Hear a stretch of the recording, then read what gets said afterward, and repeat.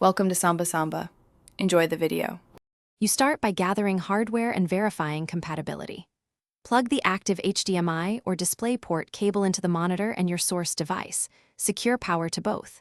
If using external audio, route it now, either ARC-enabled soundbar or optical/3. 5mm output. Once connected, set the monitor input to the correct port and enable any low latency or game mode. You do this to minimize lag and ensure clean video. Make sure remotes or a wireless keyboard are on hand for the next configuration steps. Once the monitor shows a signal, you fine-tune settings for best TV-like performance. In your source's display menu, pick the native resolution and refresh rate, scale text and UI so you can read from sofa distance. Next, route audio through HDMI ARC or your chosen speaker output. Test volume and lip sync. Then disable motion smoothing if you prefer cinematic feel or enable it for sports. Finally, check sharpness and color profile so skin tones and text look natural on screen.